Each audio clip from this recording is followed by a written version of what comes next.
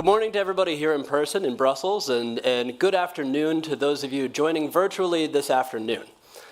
My name is Graham Brookie, and I'm the Vice President of the Atlantic Council for Technology Programs, which now make up 1/4 of the Atlantic Council, which is a pretty big statement of priority for an organization that's been focused on transatlantic relations for the last 70 years.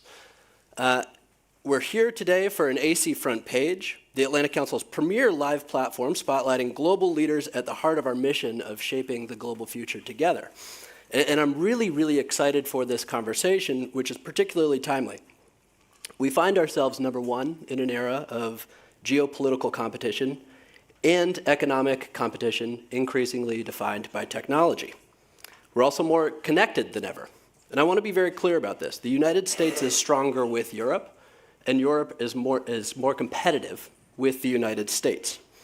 It's more important than ever to explore how we can sustain digital resilience and strategic competitiveness, especially in the transatlantic context, while we maintain and build, like these conversations, the human connection that shapes that future. This marks the first public event of this year of a major American tech CEO in Brussels, in the capital, which I think is a really important timing for the conversation. We're extraordinarily honored to be joined by Brad Smith, Microsoft's Vice Chair and President. Brad, for those of you that have not met him, has long been at the forefront of many of these conversations. Technology governance, trust in the digital ecosystem, and multilateral cooperation in cyberspace. Whether through Microsoft's work on AI, cyber defense, or support for democratic institutions, Brad brings deep experience navigating today's complex digital landscape and engaging with stakeholders like those of you in this room across government, industry, and civil society. It's my job to do the logistics for this event, so I want to be clear about a couple of things. Brad will begin with some opening reflections on the current digital and geopolitical environment. That will be followed by a conversation with my colleague Mark Scott, a fireside chat, so they'll bring some chairs up here. Mark is part of our Democracy and Technology Initiative at the Atlantic Council and has been a long time, I think fair to say, recovering journalist, now with the Atlantic Council. We'll also close the conversation with audience Q&A. And so the way to do that is through askac.org or hashtag ACEngages through your devices. So thank you again for joining us today, and please join me in welcoming Brad Smith. Thank you. Well, thank you all for coming this morning. I really appreciate it. Thanks to all of you who are watching online. I have been coming to Brussels for 36 years. I don't think I've ever come with less sleep than I have arrived today, having literally just flown overnight from Washington, D.C., doing a number of meetings there, and basically getting off the plane to come and be here with you. I think we are at a moment in time when business needs to be a bridge across the Atlantic, to be a voice to help enable our governments to find a common path together. And what I want to talk about today is also in a blog that we're publishing basically this moment that you'll be able to read to see all of the details. But it gives Microsoft's perspective not only on the issues of the day, but I think more importantly, where we stand in supporting all of our customers across Europe. Microsoft has been in Europe even longer than I have in terms of coming here. In fact, the company first got involved more than 40 years ago, in the first decade of its life. Interestingly, the very first product that Microsoft localized into European languages was also the first product that I ever bought, actually, as a software product. It probably changed my life more than anything I ever bought. It was Microsoft Word. This was 42 years ago. And we actually pulled the code out of our archive so you can see the code that was written in French and German. And it put our company on a path that has given us the opportunity to connect with, to support, to work with every part of the economy across Europe, to work with companies across Europe, to become part of the European economy. And we started small with that first product. I joined Microsoft in 1993. My first 3 years were spent in Paris at what was then our European headquarters. And of course, in recent years, we have been embarking on a massive construction project across all of Europe, building data centers that I could not even imagine when I first joined the company in 1993. We have data centers in 16 countries.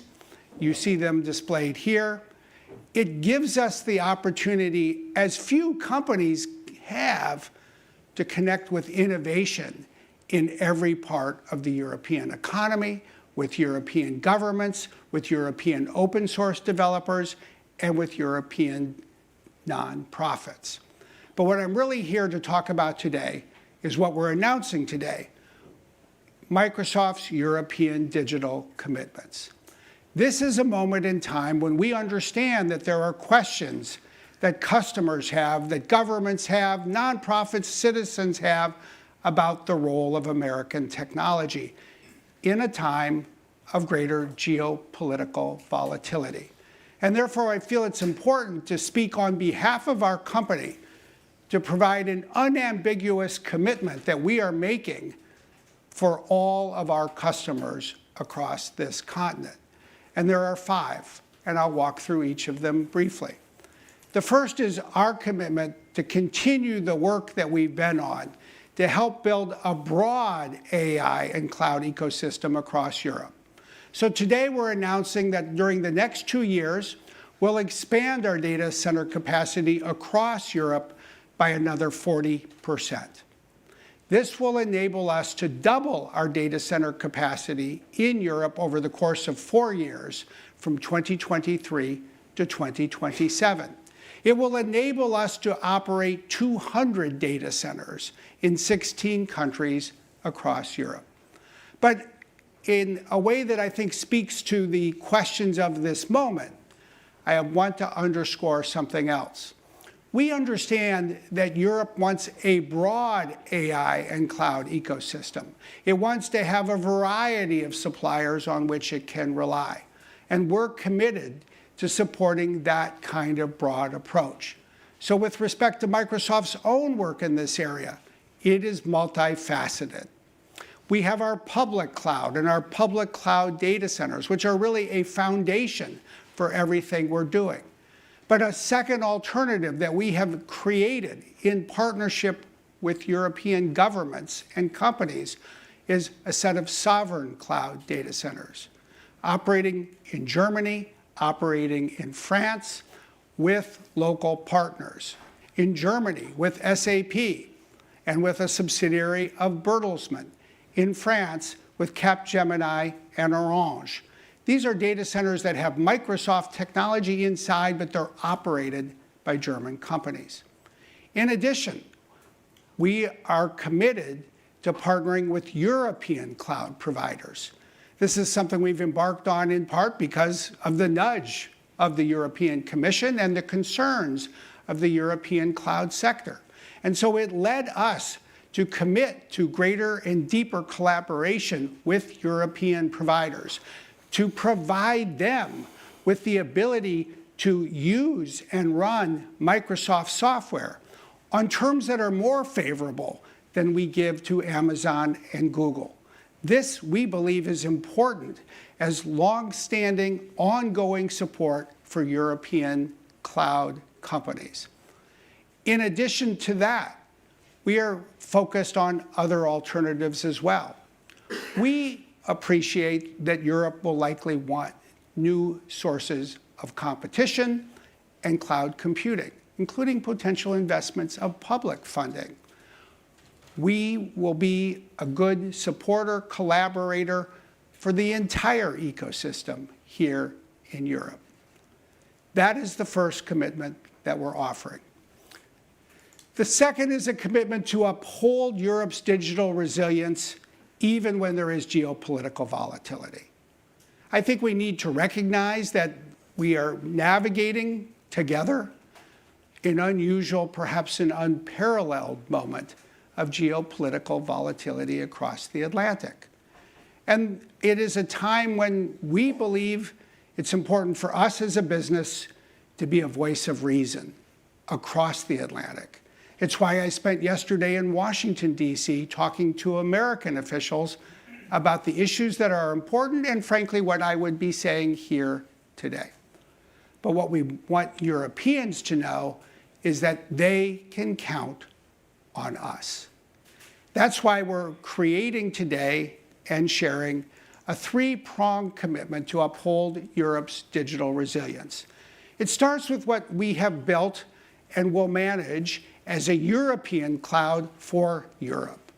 Our European data centers are managed by European companies under European law, subsidiaries of Microsoft. They will roll up, they do roll up, to a European company that will have a board of directors that consists exclusively of EU nationals, ensuring that European voices are heard loudly and clearly within Microsoft. But the second step is more important still. It is a digital resilience commitment. We are committing today that if any government anywhere in the world ever issues an order that seeks to compel Microsoft to suspend or cease operations and support for Europe out of our data centers here, we will go to court.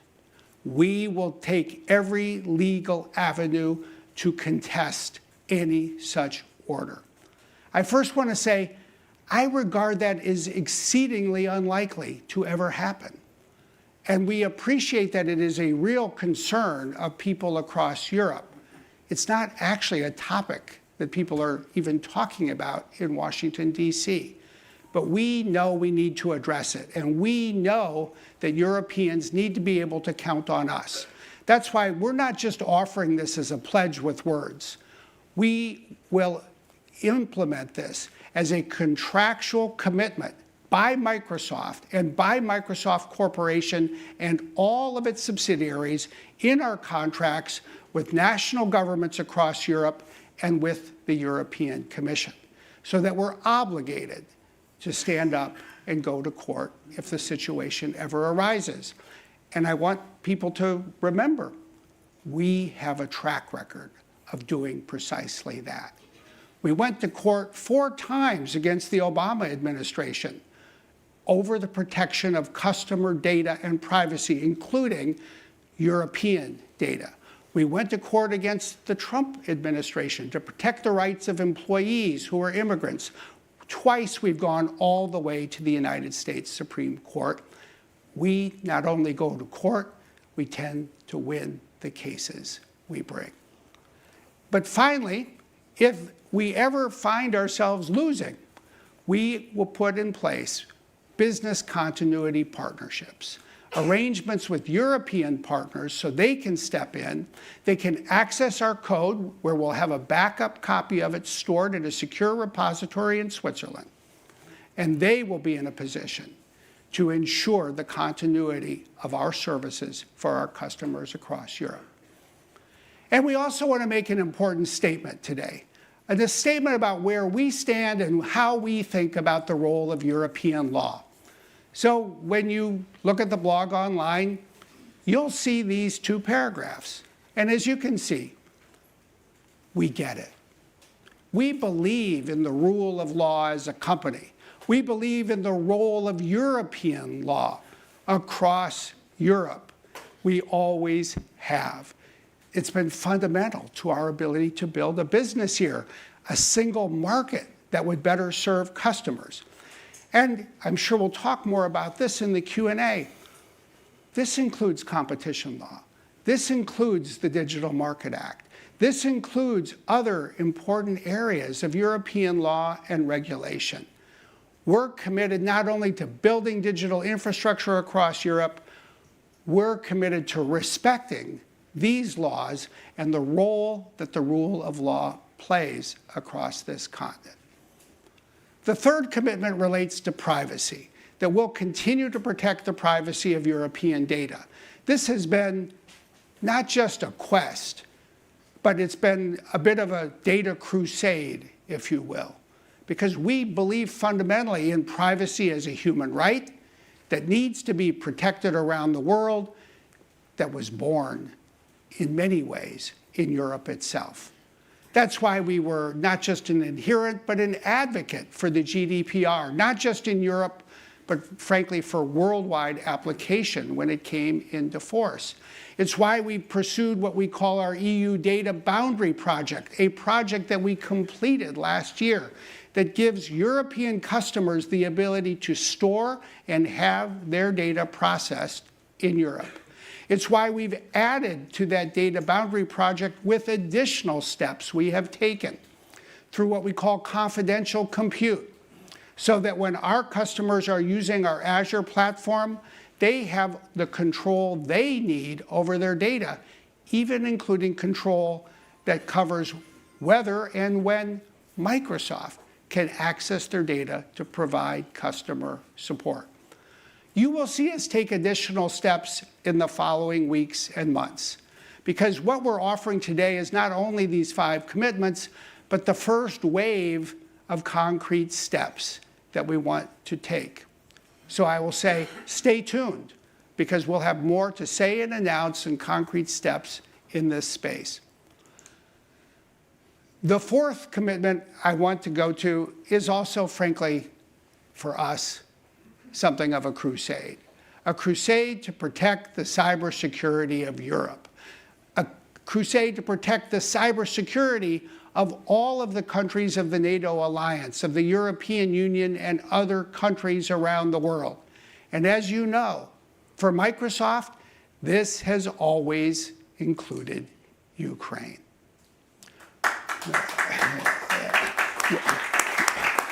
We were one of the first companies to step forward. We evacuated Ukrainian data to other data centers across Europe so it would be protected, even when cruise missile attacks destroyed Ukraine's own government data center.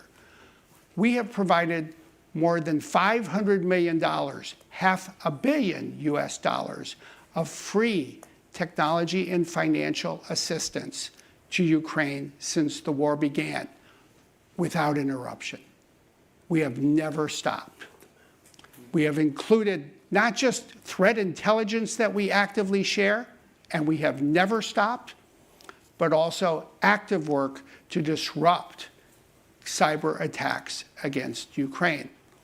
We want people in Europe to know that they can always count on Microsoft for our cybersecurity support.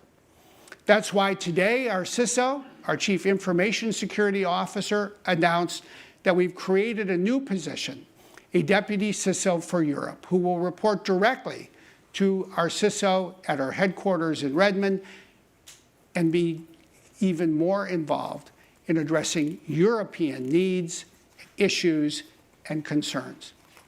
And we want, as well, as I spell out in the blog, the people of Europe to know that just as we've been committed to the GDPR for privacy, we recognize the importance of new European cybersecurity regulation. We're committed to implementing it and complying with it as it becomes what we see as fundamentally a new gold standard for cybersecurity law around the world. Here, too, we will have additional steps that I'll be back announcing in the coming weeks, where there are initiatives that we will be launching to further strengthen and broaden our cybersecurity protection for Europe.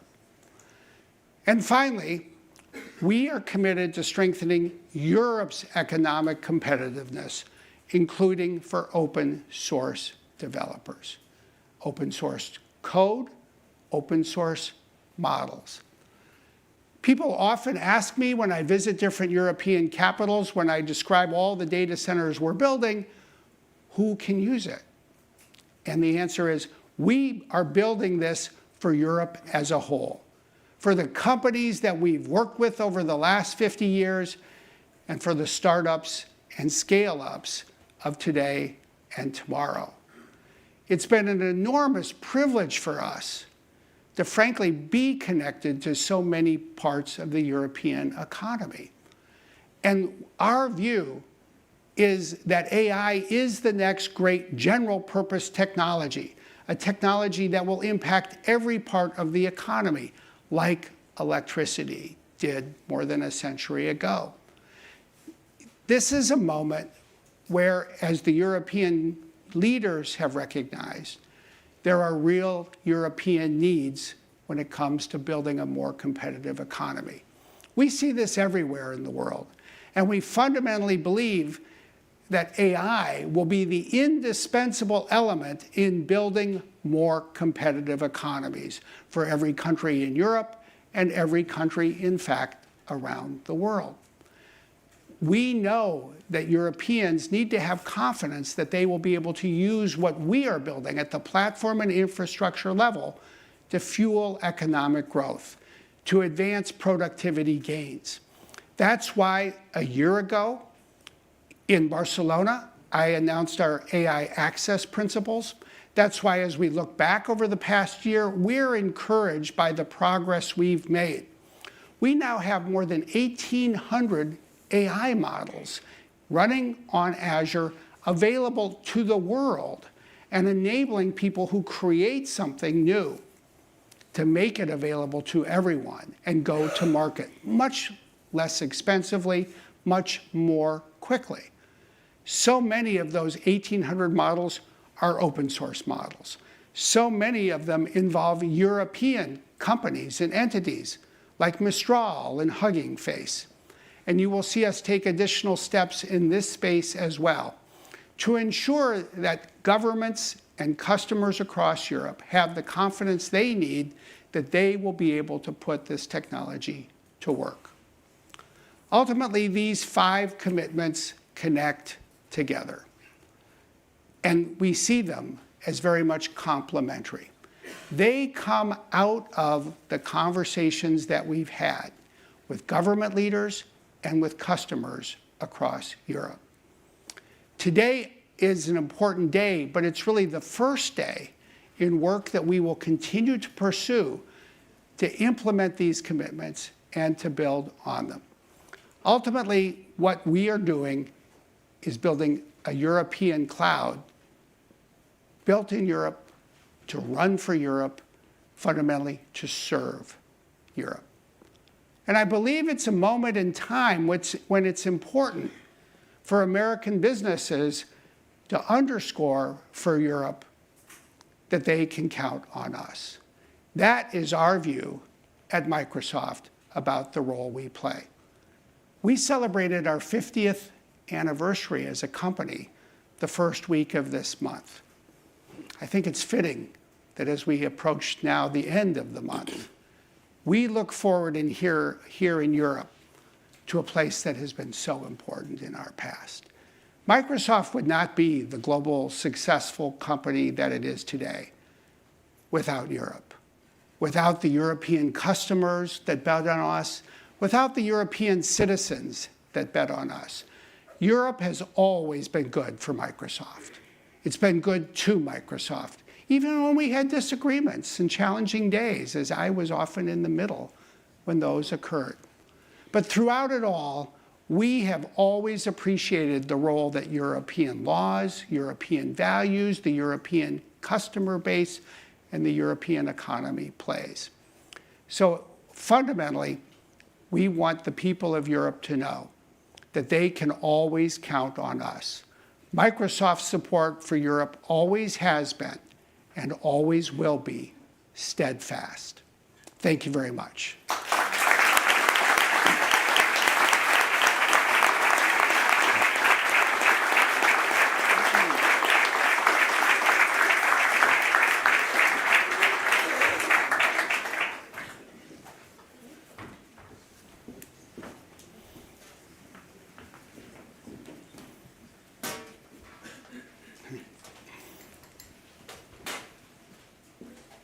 Good morning, everyone. Can everyone hear me? My mic on. Wonderful.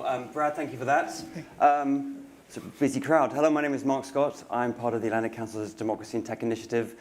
Just to remind everyone, just so we can get going, I want to take as much Q&A from the audience as possible. We have many people dialing in online, so just for pure fairness, I'm going to take questions via the askac.org webpage. So if you have questions, I know some have come in already. Thank you very much. I would only ask, please say where you're from. I'd rather have, I don't want anonymous questions if that's possible. So thank you for that. Brad, first of all, do you need a cup of coffee after your... If you've got one, I'll take it, but I'll use the water. Perfect. There's a lot to unpack in what you said, and I want to pick up on one thing. I think in your second commitment was we're recognizing an unparalleled moment across the Atlantic, and I think I've been doing this for 20 years, so maybe not as long as yourself, but I feel it definitely is the case. You've laid out a lot of commitments to Europe for Microsoft as a business, but we are living in somewhat transactional times on both sides of the Atlantic, and it's not just the US. I would argue the Europeans are moving that way as well. As much as the commitments are there, what levels of certainty can you and Microsoft provide those in the room, those in the institutions, those across the wider Brussels and European Union context, that you are going to live by those? There's a lot of detail, and we'll get into some of the legal elements in a minute, but there's one thing saying it and there's one thing living it. What is the certainty you can provide? Well, I think it's a fair question. The first thing I would want everyone to know and even remember is, look, our business relies on the trust of our customers. Without that, it starts to decline and dissipate and can do far faster than probably most people would appreciate. And I think at a moment like this, one has to start with words, because words are what we use to communicate. But at the end of the day, I think people want to know that there's more than words that we're offering. That's why we're prepared to back this up with contractual commitments. We live up to our contracts. It's fascinating. In Microsoft's 50 years, we've been sued, and we've even been fined here in Brussels for violating competition law. What you will not find is a case that found that we failed to live up to a contractual promise. When we put words in our contracts, we live up to them. And so that's one of the things we've been doing on data privacy. We have a data privacy pledge where we pledge to go to court when there is, and it doesn't happen very often, I should underscore, especially for enterprises, for organizations. But when we get, say, a blind subpoena or search warrant, and it comes from a government, we insist on the right of the customer to be informed. Whenever, say, it's a legitimate enterprise. If it's a criminal organization, it's a different question. But if it's a legitimate business, it's like, no, you have to tell the customer and not just rely on us. And we put that in our contracts, and we live up to it. That's why we're adding this contractual commitment. And that's why I would say, look at our track record. We go to court, and we tend to win. But even if we don't win, in this instance, we've got this business continuity partnership arrangement. So I appreciate that this is a moment in time when people may want to see multiple layers on which they can rely. And that's why we've created multiple layers in the area we're talking about here, say, digital resilience. Thank you. Oh, wow, copy arrives. That's good. Anyone else want one? Oh, wow. I want to unpick the digital resilience commitment that you mentioned. And the idea is, if you are asked by any government worldwide to cease operations in Europe, you will go to court. You specifically don't mean a specific government in there, but you've also come from Washington to get here. Could you get, without sort of talking about conversations that you've had with any type of a country's officials, what is the feedback you're getting from in terms of your willingness to go to court if that does happen? Well, first of all, I think clarity is crucial so that people know where other people stand. I think calm but determined clarity is often especially helpful for issues like this. So I think it needs to be coupled with clear communication. It's fascinating right now because I think there is a real opportunity to add to the communication that is taking place across the Atlantic. It's why I left Seattle on Monday and flew to Washington, D.C., so I could let officials in Washington, D.C. know what I was going to say in Brussels today. And in an aspect that didn't surprise me in the least, when I said that there were people across Europe, especially in government, who were concerned about, say, their ability to rely on American technology, they're concerned that the US government might, or any government might, get up one day and shut off access, the response I got was this was the first time they'd ever heard of this. It's the first time the idea had ever been mentioned to them. And I would just say, when you really step back, that's not the most unusual thing in life. You know, there's a lot of times in life, if you're thinking about your family or your relatives or your colleagues, yeah, there are days when people spend more time talking about each other than talking to each other. And so, yeah, I think that, I hope that business can be a bridge across the Atlantic. Microsoft, I think, needs to be a voice of reason in capitals around the world. We want to provide digital stability in a time of geopolitical volatility. And that doesn't mean that we'll be able to avoid all controversy. But I hope we can be a force that helps bring people together to understand each other's concerns. As someone who myself was in DC last month, I think it's very important to maintain those ties wherever you are. So if you have an opportunity to go to Washington and Washington folk to come to Brussels, I think it's very important. You mentioned the role that business can play, but there are other primarily American tech firms that have taken a somewhat overtly antagonistic position towards Europe's new regulatory playbook, particularly when it comes to the DMA. You mentioned it. Microsoft has had its own competition issues in Brussels over the years. What do you make of that? I'm not asking you to speak for other companies, but there is if you talk about business's role, there are a myriad of different responses currently going on from your counterparts in the US. So how do you frame that? Well, yeah, I think it's another aspect of, you just think about life. We're all a product of our own experiences. We're an older company than some of the other folks who run great companies. I mean, we always say at Microsoft that we compete with some of the greatest athletes in the world in the tech sector. But we've had a different upbringing, if you will. And I probably personify that as much as anybody because I started my career so much, first in London and then in Paris, was coming here in the 90s. And literally spent a decade trying to mend fences with governments that really started often with the European Commission itself. And one of my overriding reactions to the issues in Europe and the United States and around the world for Microsoft was that it's often hard, with competition law in particular, when technology is changing so quickly, to know what the rules are going to be.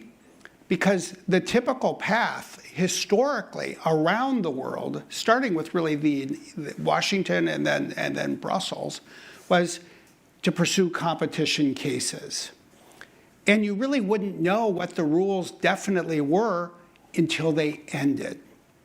Because the case was all about trying to figure out and frankly argue about what the rules would be. And they took a long time. They always have. This has been true since the first big antitrust case against Standard Oil and John D. Rockefeller in the early 1900s in Washington, D.C. And most people who are in this field, if you end up being at a company that gets involved in something like this, will say, expect it to take at least a decade. Do you know that the first part of the Microsoft case was with the Federal Trade Commission? That was in 1990. And the very last chapter of that book, which isn't the most interesting book ever written, by the way, was the final resolution in a Canadian court in 2019. That was a 29-year effort to hammer out what the rules are. So when people first proposed the Digital Markets Act here in Europe, my reaction was, and it remains, that the DMA provides clarity about the rules without having to spend a decade going to court to figure it out. We have two products that are subject to it, Microsoft Windows and the LinkedIn services. And believe me, nobody ever likes every rule. That's true as citizens, I'm sure, not just companies. And there are days when you lose arguments. There are days when you lose cases. But with clarity, businesses can adapt. And what's interesting is, in some ways, what I worked so hard to do was to create an environment that would give Microsoft clarity so our leaders could spend their time innovating. And that's what the company did. What does Microsoft stand for in the annals of technology history, perhaps more than any other company? A company that was born, was the technology leader, was knocked off its pedestal by new companies, and found a path back to leadership through innovation. But any day that people are spending worrying about what the rules are or arguing is a day that they're not spending on innovation. So I fundamentally believe that while I respect our competitors and their views, we have a different point of view. And we believe that this clarity is not just good for Europe, it's good for technology because it enables us to focus more of our energy on innovation. I would also argue of all the digital regulatory issues right now, competition seems one where the US and Europe are more aligned than others. So, I mean, for the good and for the bad. So that's actually true. Yeah. I'm going to jump into some questions from the audience, mostly because they are better than mine, and I feel like I should steal them when I can. One here, and I think, forgive me, Tim Luther, I hope I'm getting this right. There's a lot of discussion around what happens after the 90-day postponement of the tariff ends, and there's ongoing discussions both between EU and US officials about what that looks like. My sense has been that they're going to move away from any type of digital element of it and focus on traditional goods. But the question here from Tim is, how would Microsoft handle it if the EU governments were to impose drastic tariffs on digital services, or if the US government wanted to suspend trade relations with Europe? Well, I think business needs to be a bridge across the Atlantic. That doesn't mean we get to drive the cars that cross it. So I think we're always going to be focused on serving our customers. Even if there are changes in the trade relationship, I don't anticipate anything that would disrupt our supply. If economics change, we'll have to manage through them. The interesting thing is the economics of the cloud are actually easier to manage than say the economics of digital devices like laptops or other things that may come from, say, China. It may actually make it even more economical for people, to focus on cloud computing. But we'll just have to see. And I don't think I really advance the dialogue by speculating here on one thing or another. But we'll always be a voice of reason, and we will always be a force to help our customers manage through whatever comes. So I'm based in London, and so I'm sort of a bit of an outsider in Brussels, although I spend a lot of time here, and same for Washington. And one thing I've noticed, even in the end of the last commission, now into the new European Commission, is there is a more robust Europe-centric version of digital rulemaking that's going on here. We're looking at sort of investment in EU-based AI gigafactories and looking to increase competitiveness via the Draghi report, etc. And I would argue it's sort of make Europe great again component in terms of investing domestically. So it's not just a US issue that we're facing currently. That's all well and good, but like it or not, despite the commitments you're making today in terms of European official executives, European entities, and European rule of law, you are still nominally based on the West Coast, and you are seen as an American company. So if we are looking at a more robust position for the European Commission where it is European-based solutions and ideas for European-based problems, is there space for Microsoft? Yes, you're providing some of the underlying infrastructure and support, but you are inevitably not European as a company. So what is the space there for you when the European Union writ large is moving towards a more, insular is the wrong word, Europe-centric view of how they want to do business? Well, I would offer three thoughts. The first is, look, we respect the fact that European governments will make their own decisions, And we don't get a vote, but we will adapt and we'll be supportive of whatever they decide, because we definitely need a technology ecosystem in which people can interoperate with each other's services, people can collaborate and support each other. But we respect that other people will make these decisions, not us. The second thing I would say is, I think that one of the great things about the Draghi report is it recognized that you don't need to build everything yourself in order to get the benefits of it. And yeah, I'll just analogize to Microsoft's own experience. There were days, every day in 2010 and 11 and 12, and we'd get up in the morning and say, oh my gosh, we don't have a great phone. Apple has a great phone. Samsung has a great phone. We don't have a great phone.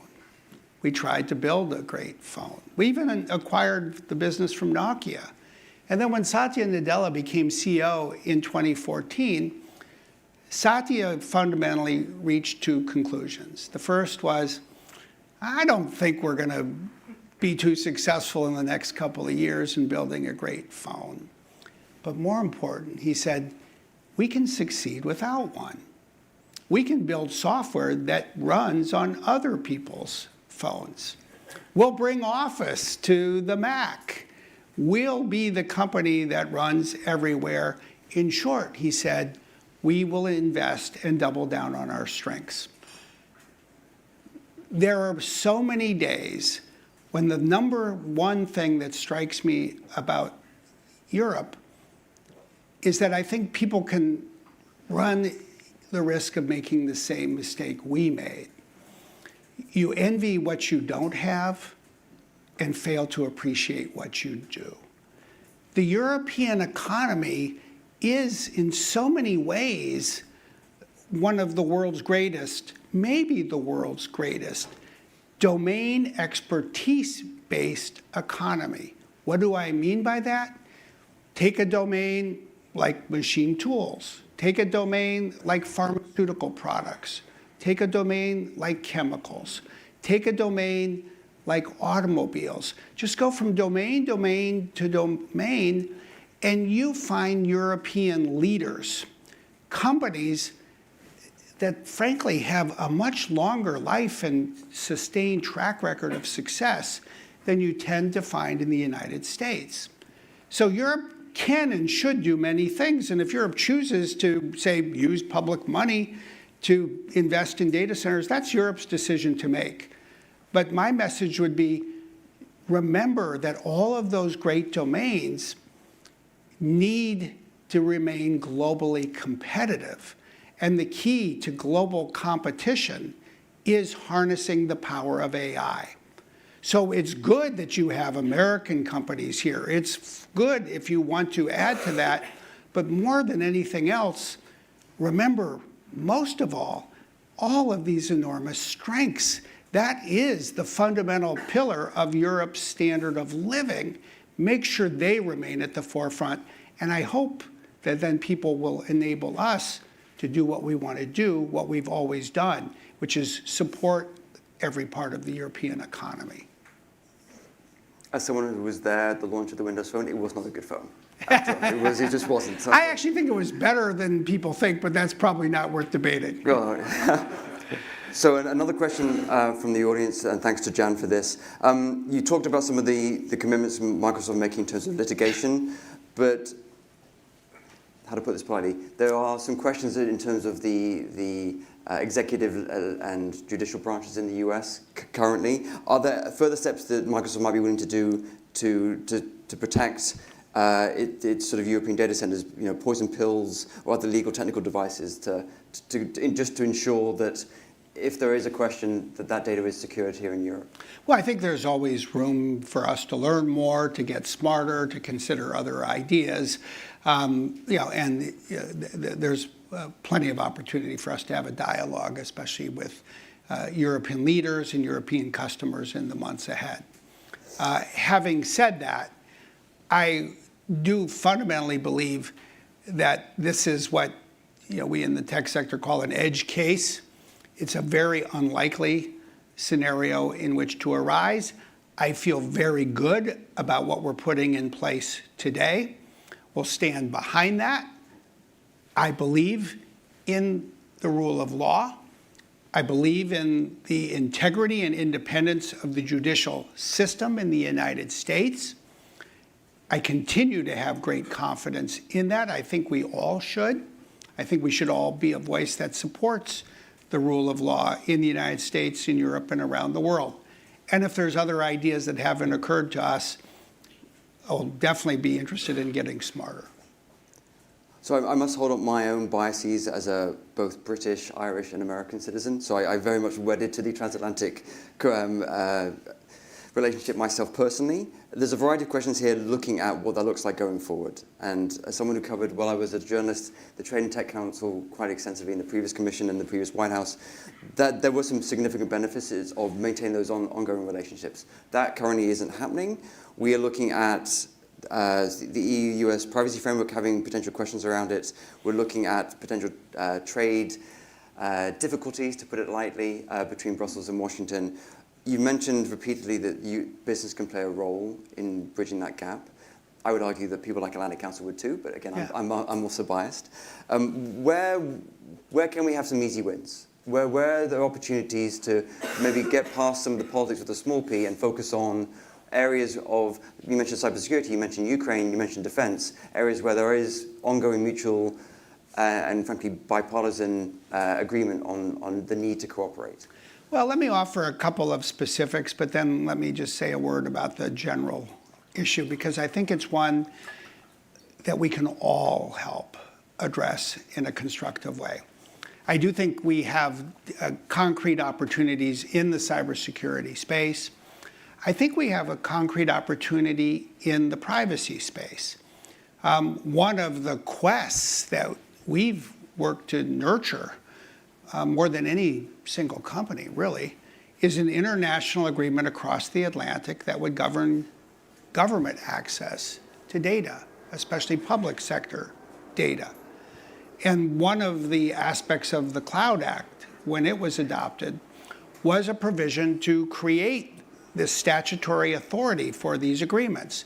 So the US and the UK quickly entered into such an agreement. The US and Australia entered into an agreement. And we've long supported and advocated for an agreement between the US and the EU. The EU really needed to get the E-Evidence Act done in order to have its own legal basis to then, I think, negotiate effectively with the US. Let's get that done.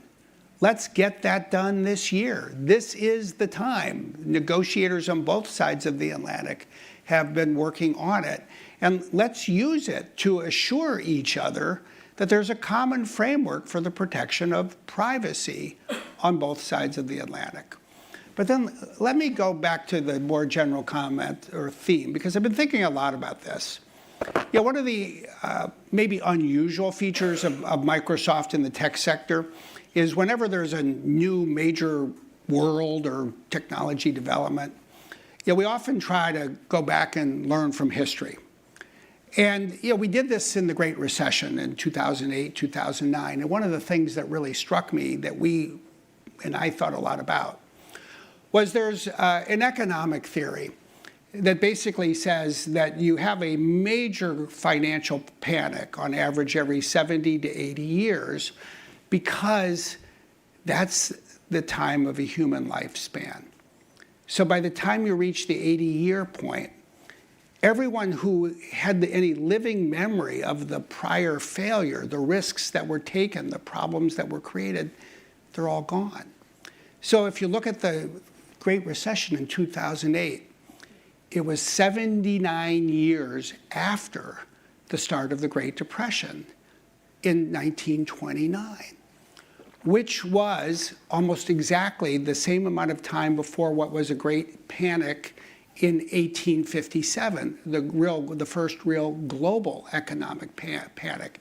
And you can go back with these 80-year intervals to the South Sea bubble, which was in the UK, or even the tulip bubble in the Netherlands.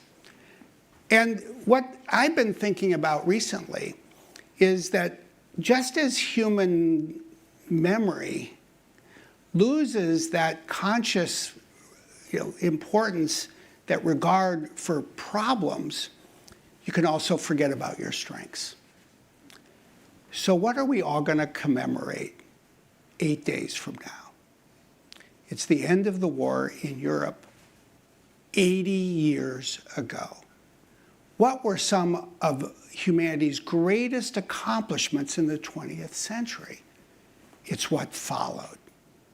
It was this investment in NATO, the creation of the transatlantic alliance, the Bretton Woods framework, the international monetary and financial and trade institutions.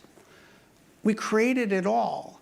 And there, quite rightly, are people on both sides of the Atlantic and in the world today who look back and see enormous opportunities for improvement. And I think it's important for everyone to appreciate the legitimate concerns that people on both sides of the Atlantic and around the world have with the global economic system. But let's not forget what led us to create it in the first place. Let's not lose sight of the tremendous benefits this created. And I think business benefited, as did everyday citizens, from all of this that came together. And so I think we're at a moment in time when we need to use our voice to connect with people, to help people think about these things that built this framework across the Atlantic. And we need to speak to people's minds, but we also need to speak to people's hearts and show how this has, in so many ways, created peace and stability and rule of law and freedom and oftentimes prosperity. And let's continue to nurture it. We need to take people forward by building on that real thing that I worry people are forgetting. One thing I worry about is miscommunication, misconceptions on both sides. As someone who is a very proud European and American, I spend a lot of my time talking to folk in DC about, no, Europe isn't protectionist, they just have a different way of doing things. And trying to understand the DMA, DSA, and all the alphabet soup of regulation isn't about keeping Americans out, it's about opening it up for opportunities for others as well as US firms to benefit from the European markets. Finally, just what is a misconception you think those of us here in Brussels maybe have about Washington currently that is unhelpful? What is one thing you as someone who spends a lot of time in DC, what is something that you think we're getting wrong about the current situation? Well, I think for a lot of people in Europe, people I understand, they're trying to make sense. What's going on in the United States? What are people thinking? And I think it's important to recognize that despite the 8 decades of progress that I just pointed to, there are people who've been left behind. There are people who feel like they haven't benefited, and especially over the last 5 years, they saw the impact of inflation on their standard of living. And you see that in Europe as well. And you see it across the political spectrum. I think it's a mistake to assign it to just one part of the political spectrum. So there are real needs that need to be addressed. And there are questions that people have about trade and trade restrictions, whether they're of one sort or another. And it can be constructive to find ways to address these. Let's build a future that offers more promise to more people. And let's think about the role that technology can play in doing that.